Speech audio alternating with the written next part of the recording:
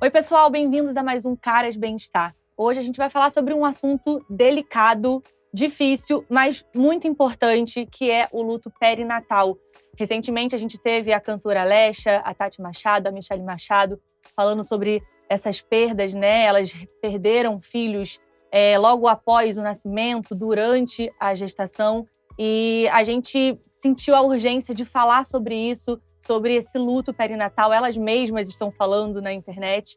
E para conversar, para falar sobre esse assunto, para a gente desmembrar ainda mais, entender mais, a psicóloga Natália Aguilar está aqui com a gente. Ela que é especialista em luto e também psicologia perinatal. Muito obrigada, viu, Nath, por estar aqui com a gente. É um prazer te receber. Eu que agradeço. Muito obrigada pelo espaço, pela oportunidade de falar sobre esse tema que é tão invisível, é tão pouco falado e a gente precisa falar, né? Porque só falando que a gente tira, né, essa vivência, esse luto da invisibilidade. E eu compartilhar também, né? Com De ajudar certeza. outras pessoas, com toda certeza. Com certeza. Agora, assim, a gente está falando sobre um tipo de luto que, como você falou, é muito invisível. Sim. E eu queria entender um pouco, então, sobre o luto perinatal. O que caracteriza o luto perinatal? O luto perinatal, a gente, na verdade, assim, a gente chama de luto perinatal. O período perinatal é o que está no entorno do nascimento. Se a gente pegar a palavra perinatal, né, significa, né, no entorno do nascimento. Uhum. Então, quando a gente fala em luto perinatal, a gente está falando de qualquer tipo de perda que acontece nesse entorno, tá? E aí, tem um espectro maior aí, que a gente não está falando só das perdas gestacionais e neonatais, que ultimamente é o que está mais na mídia, né? Sim, sim. Mas a gente está falando também de casos de infertilidade, a gente está falando de prematuridade, a gente está falando de gestações de risco, porque nós entendemos que o luto, ele é o processo de adaptação diante de uma perda de qualquer vínculo significativo. Sim. Então, daquilo que era esperado. Então, às vezes eu tô lá me planejando para engravidar, por exemplo, e eu me deparo com uma infertilidade. Uhum. Ou eu me deparo com um nascimento prematuro do meu bebê. Isso foge daquilo que eu estava presumindo para o meu mundo. Então, É uma quebra de expectativa, é uma né? quebra. A gente chama de quebra de mundo presumido, né? No luto a gente usa muito essa palavra, mundo presumido. Né? Então tem essa quebra. E daí, quando a gente fala em luto perinatal, a gente está falando de todas essas quebras aí que dizem respeito a esse período da perinatalidade. Uhum. Agora, recentemente, né, teve, como você falou, né, tiveram os casos, né, da Alexa, da Tati Machado e da Michelle Machado, né, que foram, a Alexa sofreu, né, uma perda neonatal. Sim. E a Tati Machado e a Michelle Machado uma perda gestacional mais tardia, Uhum. né? E aí, só para o pessoal entender, dentro desse tipo de perda, que é quando já acontece a gestação, a gente tem as perdas gestacionais precoces, né, que são os abortos. A gente tem as perdas gestacionais mais tardias, que não tem muito um consenso, né, sobre nomenclatura, mas as perdas gestacionais mais tardias, elas vão acontecer mais ou menos depois das 22, 23 semanas de gestação, até o final dela, né? Quando está bem evoluído. Quando está bem evoluído, né? Quando a gente já, na medicina, né, já se considera, não se considera mais, né, um embrião, né? Se considera já um bebê, né? Então a gestação ela já está mais evoluída. E a gente tem as perdas depois do nascimento, que é quando o bebê nasce com sinais vitais, com algum sinal vital, e ele morre, né, nos primeiros 26, 27 dias de nascido. Né? E aí a gente está falando das perdas neonatais, que é como foi o caso da Sofia, filha da Alexa. Então isso tudo, todas essas perdas se englobam no luto perinatal. Todas essas perdas se englobam no luto perinatal, né? E aí recentemente a gente tem falado mais dessas, né? Que são as perdas que acontecem na gestação e imediatamente após a gestação. Perfeito.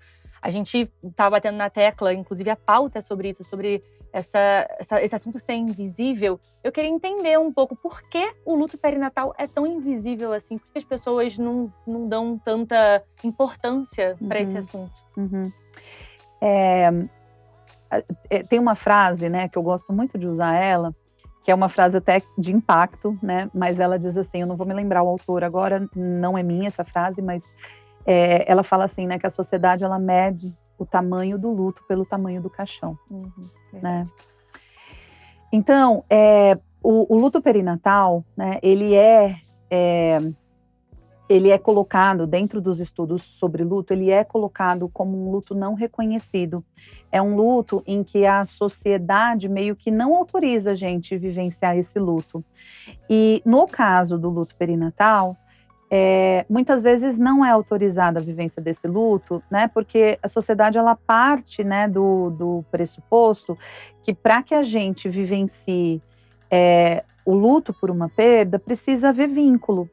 Né? Você precisa viver com essa Você pessoa precisa durante viver, um tempo. exato, né? Exato. E aí a gente tem essa particularidade no luto perinatal que o vínculo, muitas vezes ele não está ali com as pessoas que estão no entorno. Claro, né? Sei lá, uma amiga sua engravida, você fica feliz, você fica, né? Mas geralmente quem está vivendo muito, né, o vínculo dessa gestação é principalmente a mãe. Sim. Né? O pai também, né? Não vamos tirar o lugar do pai e a família mais próxima, né? Mas por que eu falo principalmente a mãe? Porque todo o processo, né, fisiológico acontece no corpo da mulher, né? Então é o corpo da mulher que muda, é o corpo da mulher que vai sofrer essas transformações pertinentes à gestação. Então, principalmente essa mãe, ela vai vivenciar esse luto muitas vezes de uma maneira muito solitária, porque o que a gente vê geralmente são as pessoas se solidarizando, né, no início, e depois parece que não aconteceu porque esse bebê não teve uma convivência social, né? Então é diferente, por exemplo, quando a gente tem histórias, né, quando a gente tem memórias, por exemplo, a minha avó, eu tenho um vínculo, né, com a minha avó, vivi a vida toda com ela, domingo é dia de ir na casa dela, comer macarronada, então eu tenho lembranças, eu tenho memórias, né, de uma vida que a minha avó viveu, né? No luto perinatal, a gente fala que existe uma particularidade que pode tornar esse luto mais difícil de ser enfrentado, que é essa ausência de memórias. E é a ausência de memórias não só para os pais, porque os pais eles vão ficar com aquela memória, né, de como é que foi a gestação, de como que eles receberam, né, a notícia, né, do positivo, né, como eles vão ficar com essas memórias, mas as memórias, dependendo do tempo que aconteceu a perda, memórias concretas do bebê, a gente não vai ter. Então, se não tem para os pais que tiveram um pouquinho de memória, que é nesse período da gestação anterior à perda, você imagina para a sociedade, que não tem praticamente nada. Que não viveu aquele momento com eles, que praticamente assim, não vê esse bebê, não se despede desse bebê, né? Não sabe que rostinho que tinha, muitas vezes, sabe? Então, acaba caindo num lugar de invisibilidade, porque a gente acaba partindo desse pressuposto que se a gente não teve convivência, então não existiu, né? Mas, para essa família que vivenciou, existiu e existiu muito, né? E vai existir, para sempre, para sempre, porque uma perda, independente do momento que ela ocorra, né? Uma perda gestacional, um óbito intraútero, uma perda neonatal, certamente ela nunca vai ser esquecida. Ela nunca vai ser esquecida, porque ela traz um impacto muito forte, né, na vida de quem vivencia. Já que a gente está falando sobre isso, sobre essa falta de sensibilidade, né, de ser invisível esse assunto, queria entender o que a sociedade ainda não sabe, não entende sobre a perda de um filho. Porque só uma mãe que perdeu um filho vai entender de fato. Mas de que forma a sociedade pode ter um olhar mais sensível a isso? O que a gente não sabe ainda? Acho que, primeiramente, é que a gente não supera a perda de um filho. A gente nunca supera a perda de um filho. Eu gosto muito de dizer que a gente não cura, a gente não supera, mas a gente cuida. Né? É um ponto que sempre vai estar ali, né?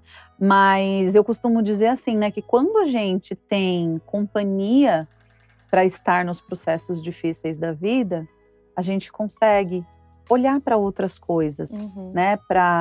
Não é que fica mais fácil, né? Mas quando você divide um peso, né? E quando você é validado, quando você é olhado diante da sua dificuldade, você consegue ter energia para ampliar, né, a tua vida e conseguir olhar para outras coisas que não só o luto.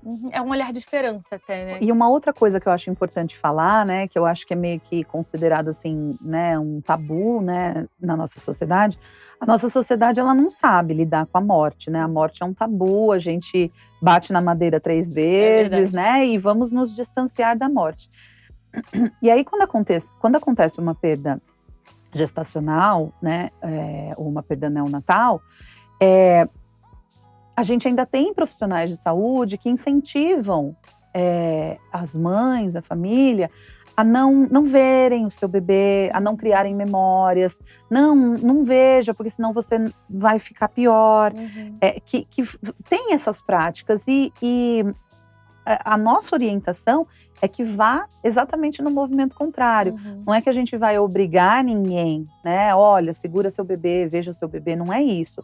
Mas a gente precisa dar oportunidade, dar espaço e dar tempo para que os processos de despedida, eles sejam viabilizados. Às vezes as famílias, elas vão dizer, não, eu não quero. Mas às vezes é um não por enquanto. Né? Daqui a pouco ela quer. Sim. Então, é a gente oferecer, é a gente dizer, olha, você pode, né? Você pode segurar seu filho se você quiser, você pode trocar o seu filho se você quiser, você pode escolher a roupinha do seu filho se você quiser, porque neste movimento a gente está dando até um pouco de potência para esses pais que estão vivenciando uma experiência muito impotente e que realmente, diante da impotência, a gente não tem o que fazer. A gente fica assim de mãos atadas. Então, diferente, né, do que muitos profissionais acreditam que não vamos tirar foto porque é mórbido isso. Não, vamos tirar foto. Se esse pai ou se essa mãe quiser, a gente pode compartilhar, né? Mas a gente tem sempre que dar a possibilidade de escolha. Quando eu não faço, eu não tenho escolha. Mas quando eu faço, eu dou a possibilidade de escolha para esses pais.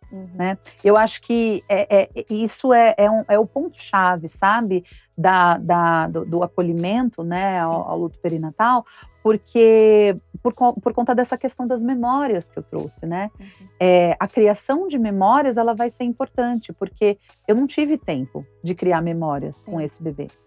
Então eu vou precisar poder criar memórias para eu conseguir vivenciar um processo de luto um pouco mais saudável, um pouco mais funcional, né, sem tanta culpa, né, porque certamente vai vir, né, os sentimentos de culpa, principalmente da mãe. O que eu fiz, o que eu deixei de fazer, meu corpo não funcionou direito, sabe? Sempre tem esse peso em cima dessa mulher que perdeu o filho. Inclusive, o processo de luto, a gente entende, né? A gente sabe que tem as fases do luto, a gente já falou sobre isso, inclusive, aqui no Cara de Bem-Estar, mas eu queria entender se o processo do luto perinatal é diferente dos outros lutos. Existem processos diferentes nesse luto perinatal? Essa coisa das fases do luto é uma certa polêmica, né? Porque na verdade, hoje a gente tem teorias, né, um pouco mais atuais e que a gente considera mais para considerar o luto, né?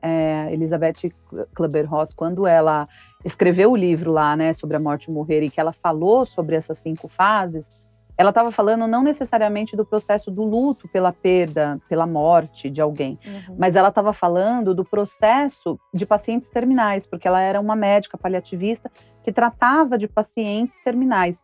E aí, ouvindo os pacientes dela, ela foi classificando desta forma. Criando esses processos. Criando esses processos, mas e aí, né, se criou essa coisa, né, das fases do luto, então você tem que passar lá pelas 5 fases, e aí parece que se você não passar, tá errado, né? Sim. E hoje a gente já não vê mais assim. A gente vê, hoje em dia, a gente tem várias teorias mais contemporâneas, né, do luto, e a gente vê uma aqui em especial, né, que se chama o processo dual do luto, que os autores, eles vão dizer assim, né, que é o Henk Schultz e a Margaret Straub. Eles vão dizer assim, né, que o luto, ele vai funcionar feito um pêndulo. Ora, ele tá aqui a gente está vivenciando processos da perda e ora a gente vai estar aqui vivenciando processos da restauração da vida. E aí, no meio disso, a gente tem esse pêndulo que vai e vem, vai e vem. E aí, muitas vezes, os pacientes, eles chegam assim pra gente, hoje eu tô muito bem. E no dia seguinte, eu tô muito mal. Eu tô muito mal. E aí, eles têm a sensação de que eles estão ficando loucos, porque como é que pode, num dia eles estarem bem, no outro dia eles não estarem, né? E aí é importante que a gente possa validar, né, que entendendo esse modelo dual, né, em que o paciente ele vai oscilar entre rememorar a perda, chorar, ver fotos, ver lembranças, né, lembrar dos momentos, falar. Ele também pode ir para esse momento de restauração da vida, que é pensar em questões, né, questões de trabalho, questões de, enfim, relacionamentos, né, reestruturar a vida de alguma outra forma. De talvez ter outros filhos também, pensar nessa possibilidade. Pode ser, sim. Outros filhos, né, mas não no sentido, né, de substituir aquele que morreu. Com certeza. Então, hoje a gente trabalha muito com essa teoria, né? A gente tem outras, né,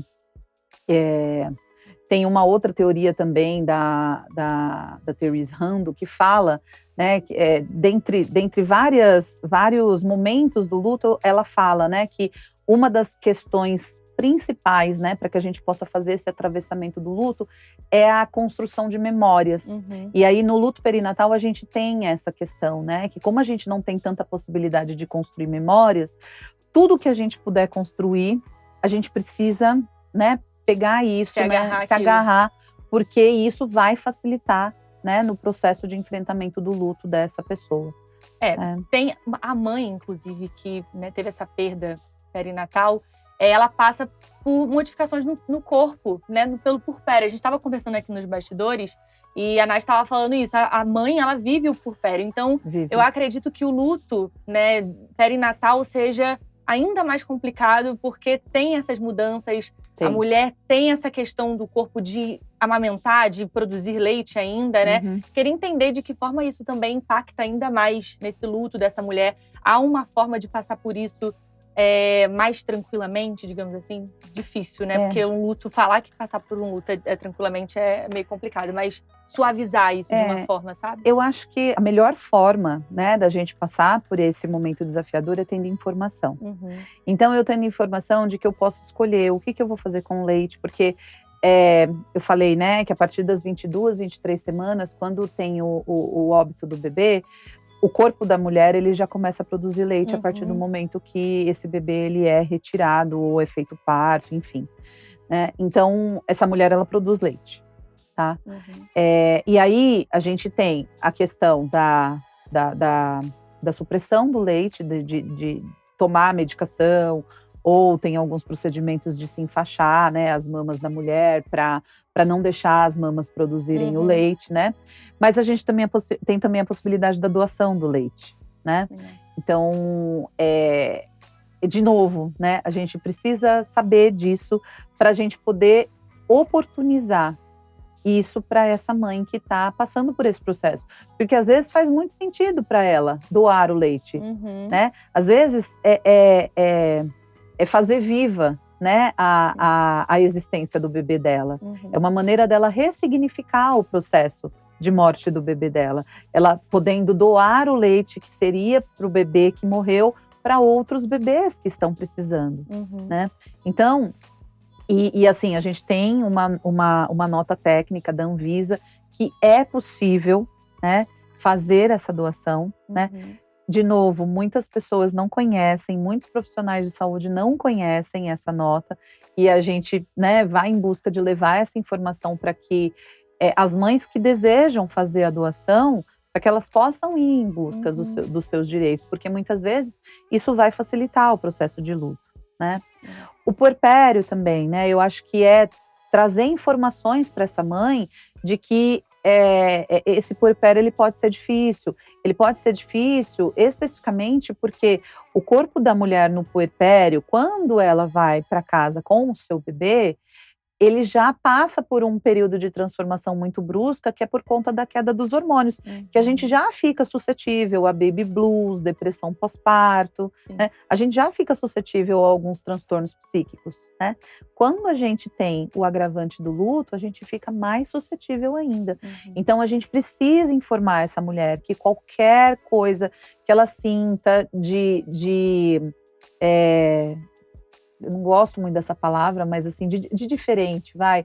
Aquilo que não é esperado, que né? É atípico no que é corpo. atípico no corpo, né? Ou até mesmo no processo psíquico, né? Não tenho energia para levantar, para fazer nada, para fazer as minhas tarefas, né, básicas, diárias, de higiene, alimentação, essas coisas, né? Para ficar atento, porque aí às vezes talvez seja necessário, né, um suporte, enfim, né, conversar com alguém, às vezes falar sobre a sua experiência.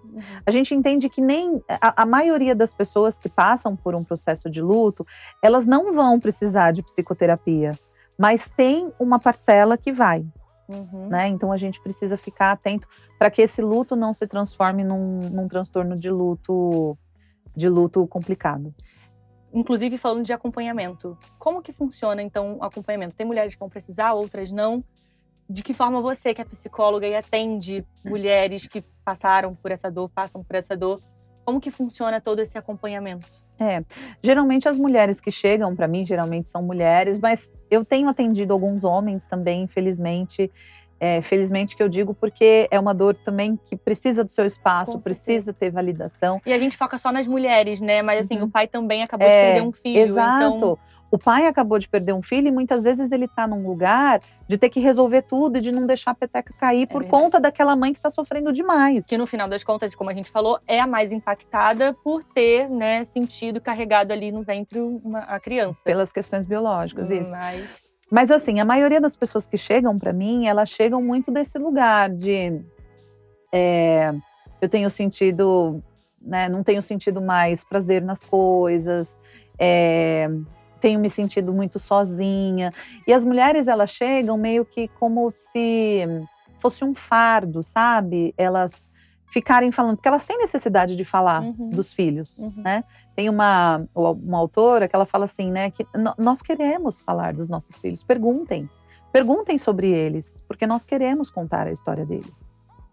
E tem gente que não pergunta com medo. Com medo, às vezes com medo de estar invadindo muito espaço, né? E muitas vezes elas vêm para o processo de psicoterapia por essa necessidade de falar da perda, por essa necessidade, às vezes até ela não sabe, né? Mas às vezes ela tem essa necessidade, né, de criar essas memórias, mas está todo mundo dizendo para ela lá fora que não faça isso porque você não vai deixar seu bebê descansar, né? Tira logo as coisas do quartinho, desmonta o quartinho para você virar a página o mais rápido possível, né? Porque enquanto sociedade que precisa, né, lidar com as coisas rápido, né? A gente vive hoje num mundo fast, né? Que tudo tem que ser muito rápido, né? Então, se você perde, por exemplo, uma perda gestacional, que é considerado aborto, que é até as 22 semanas de gestação, você não tem direito à licença maternidade, você só tem direito a 15 dias para vivenciar seu luto. Que é como se fosse uma coisa muito, muito tranquila, né? 15 dias, em 15 dias eu esqueço que eu estava grávida. Exato. Tá tudo certo. Exato. Complicado demais. Muito complicado. Então, e recentemente também, né, foi aprovada a Política Nacional de Humanização ao Luto Materno e Parental, né, que é a Lei 1640, foi aprovada no Senado, é uma lei federal que visa melhorar esse acolhimento, legal, né? Esse acolhimento em âmbito federal, porque a gente tem muitas leis, mas todas âmbito municipal, âmbito estadual, mais limitada, né? Que são, né, mais regionais. E a gente não tinha até então uma lei federal. Agora a gente está aguardando só a assinatura do presidente e logo vai acontecer. E aí, com políticas públicas, a gente pode, né, cobrar. Olha, não, precisa fazer isso. Não, nessa instituição dá para fazer isso. Nessa a gente vai fazer dessa forma. Dá para a gente cobrar e dá para a gente trazer, né, de acordo com cada instituição, de acordo com cada lugar, dá para a gente trazer ações que visem, né, esse acolhimento da mãe e da família. Que é o mais importante. Que é o mais importante, que é para a gente minimizar, mitigar os impactos desse luto que já é tão difícil. Bom, a gente trouxe esse assunto à tona, principalmente por conta dos últimos acontecimentos, né? Como eu falei aqui na introdução, com a Alexa, com a Tati Machado, a Michelle Machado, que foram episódios muito complicados, me tocaram bastante, de verdade. E eu queria saber um pouquinho, assim, de que forma você enxerga essas 3 mulheres que são figuras públicas, que tiveram ali as suas perdas compartilhadas publicamente. De que forma isso, querendo ou não, é interessante para a sociedade, para a gente saber ainda mais sobre o luto perinatal, mas de que forma isso também impacta a vida dessas 3 mulheres que estão passando por algo que é tão particular, mas que está sendo compartilhado com as pessoas. Exato. De tudo que eu já ouvi, do que eu já passei também, quando a gente vivencia uma experiência dessas, a nossa vontade é de enfiar a cabeça dentro da terra, sabe? Se esconder, que nem avestruz, se esconde, coloca a cabeça dentro da terra. Para ninguém te achar, pra ninguém te achar, ninguém falar com você, né? Então, assim, de tudo que eu já ouvi até hoje, é esse sentimento, né? Porque, veja, você compartilhou, né, um estado de felicidade, né? E, de repente, você tem que descompartilhar, né? Você tem que contar para todo mundo que acabou, que o bebê morreu, né? Então, é uma situação muito difícil e eu me coloco no lugar, né, por ser uma pessoa que vivenciou isso, né? E acho que é mais difícil ainda quando a gente está na mídia, né? Porque quando a gente está na mídia, a exposição ela é muito maior, né? E a Alexa, né, ela deu um depoimento, né, que ela teve essa vontade, gente, não quero falar com ninguém, eu quero me esconder do mundo, eu não quero falar com ninguém, né? E não é diferente, né? Geralmente as mulheres elas sentem isso, sim.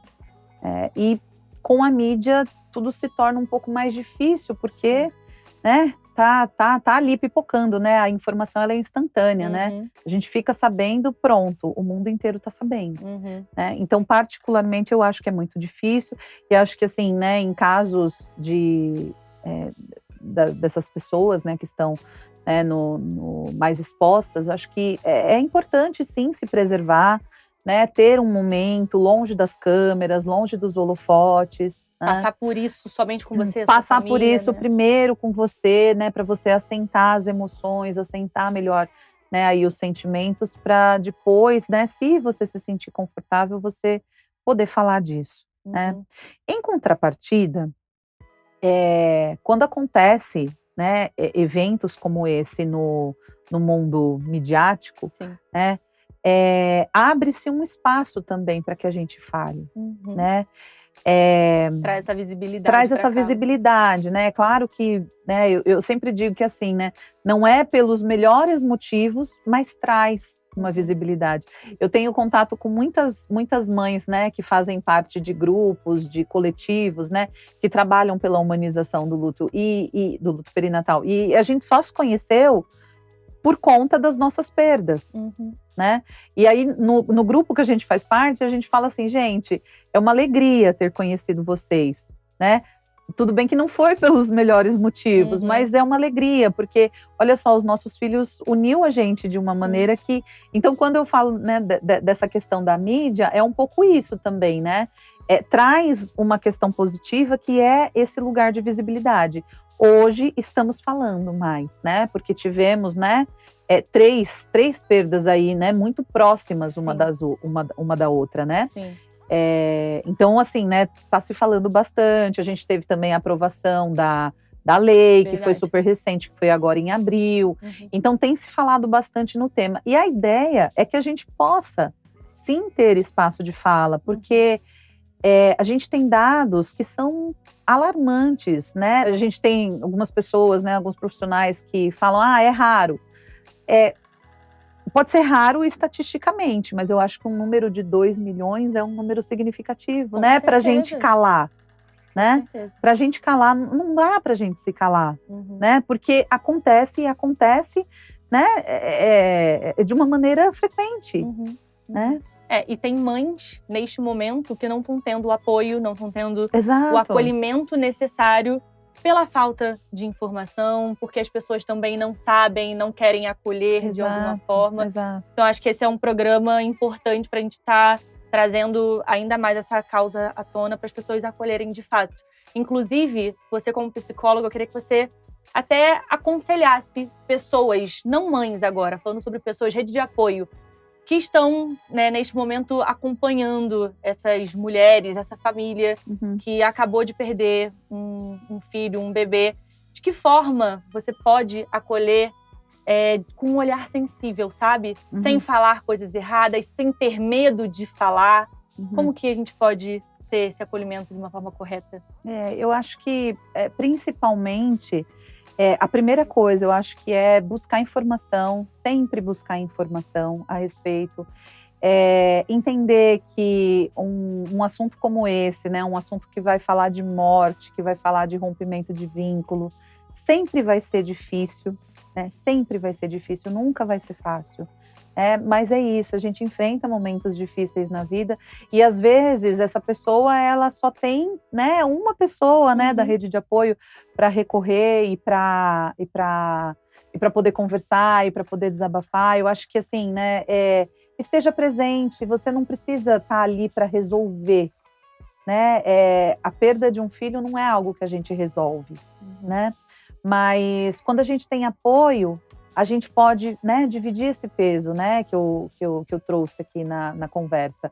E estar presente. Eu acho que estar presente, validar, né, os sentimentos. Eu acho que validar a existência desse filho, dar espaço para essa mãe, para essa família, poder falar sobre esse filho, porque ela vai precisar fazer isso, né? Vai ser importante para ela esse processo. Eu acho que quando a gente tem esse suporte, esse apoio, esse acolhimento, as coisas elas ficam um pouquinho mais possíveis de serem enfrentadas.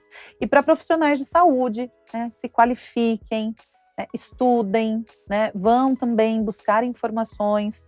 Profissionais de saúde não estou falando aqui só de psicólogo não, gente. Estou falando aqui de médico, enfermeiro, todo mundo que está ali, né, que lida diretamente, né, numa maternidade que acontece num consultório, num laboratório em que você faz um exame ali e percebe que não tem ali mais batimentos cardíacos do bebê. Como é que você vai dar a notícia para essa família? Então, estudem, busquem informação correta, de qualidade, para que vocês possam dar um bom acolhimento para os pacientes de vocês. Perfeito. Nath, a gente está chegando no finalzinho da entrevista, mas eu queria finalizar com você dando um recado, então, para essas mães, para essas mulheres, para a família que está passando por isso nesse momento, por favor. Queria dizer, né, que existem grupos, né, de acolhimento e que vocês não estão sozinhas, né? Apesar de vocês se sentirem sozinhas e sozinhos, né? Apesar de vocês se sentirem, vocês não estão sozinhos. Existem muitas famílias que passam pelo mesmo que vocês e que se for necessário, né, uma partilha, né, existem grupos de acolhimento, existem bastante até, né? É que não é tão falado, né, na mídia, mas existem bastante grupos de acolhimento em que existem pessoas habilitadas para ouvir, né? E eu também fico disponível, né? Acho que a vida do seu filho importa, o seu processo de luto é importante, né? Então, para que você tenha aí um processo mais fluido, né? Busque ajuda, né? Busque conversar com pessoas que possam te acolher, né? Com pessoas que estejam disponível de fato a estar, né, presente com você. Bom, e como a gente pode te encontrar? Então, como que essas mulheres podem ir até você para ter o seu acolhimento, também a sua ajuda? Como que funciona o seu trabalho? Eu tenho meu Instagram, né, que é o @Natália, sem H, Natália Aguilar, 2 As, psicóloga. Tá? A gente vai deixar no GC, tá, gente? Vocês vão lá, @Natália Aguilar, psicóloga. Isso. E no meu Instagram tem diversos conteúdos a respeito de luto perinatal. E lá no Instagram também tem o link para as outras redes, YouTube, e-mail, WhatsApp, né? Então, principalmente pelo Instagram, que é né, a O grande meio rede. onde o vai, meio você vai para tudo. Onde você vai para tudo, exatamente. Nath, quero muito te agradecer, parabenizar o seu trabalho. É um assunto muito difícil mesmo. Eu estava conversando com a Natália aqui, gente, antes da entrevista, que o meu TCC foi sobre luto materno. Quando eu fiz, eu ouvi depoimentos de muitas mulheres. Foi um assunto que me tocou muito. E essa entrevista, para mim, foi uma entrevista muito esclarecedora. Eu acho que é uma entrevista que traz um quentinho no coração da gente falar de um assunto muito importante, muito urgente da gente de ser falado de fato. Porque como a gente bateu na tecla aqui, como foi o assunto principal, a invisibilidade, né, do luto perinatal. Eu acho que tem que ser falado sim, e mulheres têm que ser acolhidas para que a gente passe por isso, para que elas passem por isso de uma forma mais fluida, como você falou. Inclusive, dedico este programa para minha irmã. Minha irmã, ela passou pelo luto perinatal. É um luto que eu acho que continua, né? É muito difícil de você falar que não, estou curada, não, tá tudo bem. Às vezes não tá, e tudo bem, não está tudo bem. Então, Carol, o programa para você, tá bom? Também deixar aqui o nosso abraço, o nosso beijo para a Lesha, para Tati Machado, para Michele Machado. Que vocês se sintam abraçadas. A gente está aqui mandando todo o conforto para vocês, orando pela vida de vocês, ciente de que vocês vão passar por esse momento com muito acolhimento. Que eu acho que é isso que a gente está buscando aqui nesse programa, sim, acolhimento. Sim, exato.